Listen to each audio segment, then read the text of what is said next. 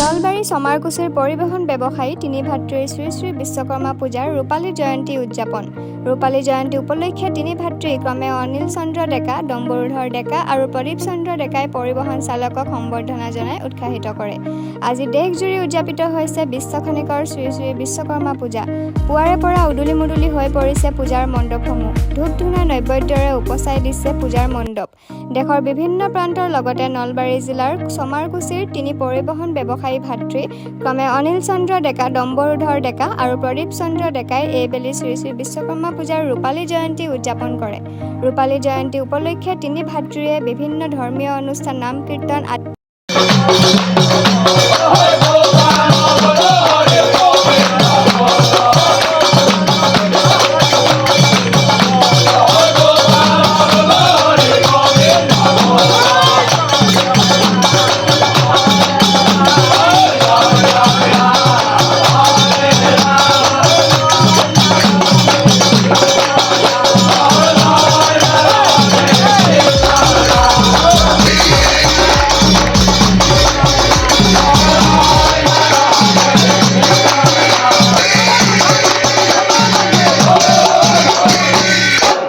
অনুষ্ঠিত কৰাৰ লগতে পৰিবহণৰ চালকসকলক গামোচা আৰু নগদ ধনেৰে সম্বৰ্ধনা জনায়।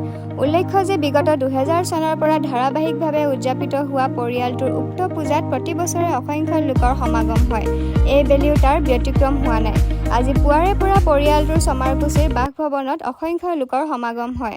আয়তীৰ উৰুলি, নাম কীৰ্তন, পুৰোহিতৰ মন্ত্ৰোচ্চাৰণ ওং বিশ্বকৰ্মা মহামেঘাঃ সুচিত্ৰ কৰ্মকাৰকঃ বিশ্বকৃত বিশ্বদৃক তংস বাসনমানন্দদৃক চতুৰ্ভুজ গজাৰুৰ সুৰ শিল্পী মহাবলা সঞ্চিত মস্তক দেব কেউৰা কুণ্ডলনিত বং বিশ্বকৰ্মা নামা।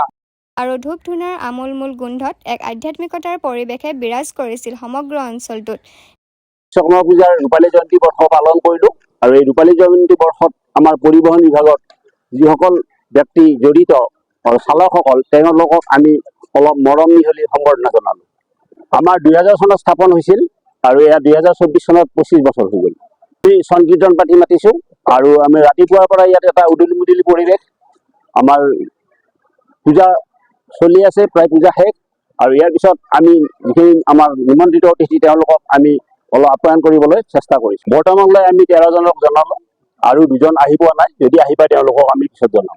আমি এখনি ফুলাম গামোচা, আমাৰ অসমীয়াৰ হিয়াৰ দাপোন ফুলাম গামোচা আৰু অলপ নগদ ধনেৰে তেওঁলোকক আমি সম্বৰ্ধনা জনাইছোঁ।